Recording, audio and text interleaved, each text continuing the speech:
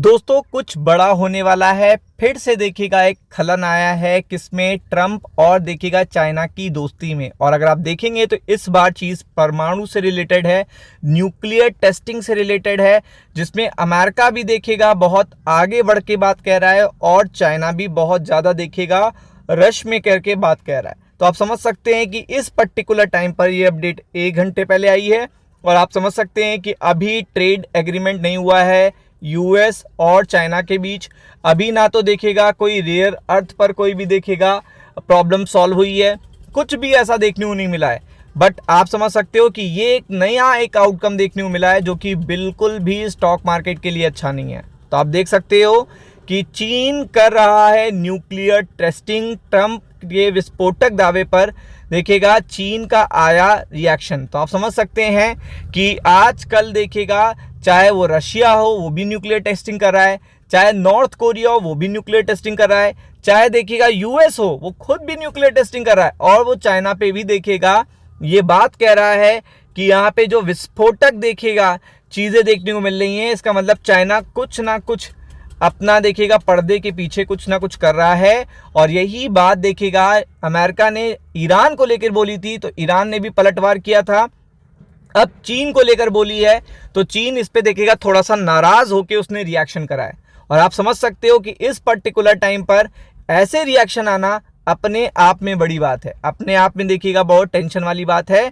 तो आप देख सकते हो चीन ने सोमवार को देखिएगा अमेरिका के राष्ट्रपति डोनाल्ड ट्रंप के विस्फोटक आरोपों का कड़ा जवाब दिया। अब आप समझ सकते हो कि अगर आप ये पर्टिकुलर टोन रखोगे तो ना तो यूएस चाइना के बीच में ट्रेड एग्रीमेंट होगा, ना तो वॉर टेंशन रुकेगा, ना तो टैक्सेस कम होंगे, ना तो रेयर अर्थ मिनरल पे देखिएगा कोई पॉजिटिव आउटकम आता हुआ देखने को मिलेगा। क्योंकि ये चीज़ सबसे बड़ी है कि आप समझ सकते हो कि आपको अपनी देखिएगा लैंग्वेज को सरल रखना पड़ेगा, तब जाके आप देखिएगा दूसरी कंट्री के साथ समझौता या डील कर सकते हो। जब आपकी लैंग्वेज ही देखिएगा कड़क रहेगी तो वो चीज़ देखिएगा समझौते की ओर नहीं बढ़ती है, बल्कि वहाँ पे और भी नई चीज़ें आ जाती हैं। अभी कुछ दिन पहले देखिएगा अमेरिका ने ताइवान को लेकर भी बड़ा स्टेटमेंट दिया था, जिसके कारण देखिएगा चीन ने कहा था वो पीसफुल रीयूनिफिकेशन करना चाहता है ताइवान का। तो आप समझ सकते हो कि अमेरिका बार बार ताइवान में इन्वॉल्वमेंट करता है ताकि चीन पे देखिएगा असर पड़े और चीन प्रवोक हो। तो आप समझ सकते हो ऐसा ही देखिएगा यूक्रेन के साथ हुआ था तो रशिया यूक्रेन चल रहा है, ऐसा ही इजराइल के साथ हुआ था तो इजराइल और ईरान चल रहा है, और ऐसा ही देखिएगा अभी इंडिया पाकिस्तान के साथ भी हुआ था। तो ताइवान को लेकर भी देखिएगा काफ़ी बड़े स्टेटमेंट आए हैं जो आप देख सकते हैं पूरी तरीके से खारिज करे हैं चीन ने। और चीन ने पूरी तरीके से स्पष्ट करने की कोशिश करी है कि वो किसी भी तरीके का देखिएगा सीक्रेट न्यूक्लियर टेस्टिंग नहीं कर रहा है। और आप देख सकते हो उसके बाद भी अमेरिका मान नहीं रहा है। यही चीज़ सबसे बड़ी है कि अगर आप देखोगे कि अगर आप दोस्ती करना चाहते हो तो आपको लैंग्वेज को बहुत ही न्यूट्रल लीनियंट रखना पड़ेगा। क्या रखना पड़ेगा? न्यूट्रल लीनियंट रखना पड़ेगा। तो यहाँ पे दावा किया गया है अमेरिका की तरफ से कि कोई सीक्रेट न्यूक्लियर टेस्ट कर रहा है चीन, जिसको पूरी तरीके से देखेगा चीन के विदेश मंत्रालय ने यहाँ पे एक जिम्मेदार परमाणु शक्ति संपन्न राष्ट्र है। बीजिंग ने स्पष्ट किया है कि वह हमेशा आत्मरक्षा परमाणु नीति का पालन कर रहा है और वो कोई भी ऐसा काम नहीं कर रहा।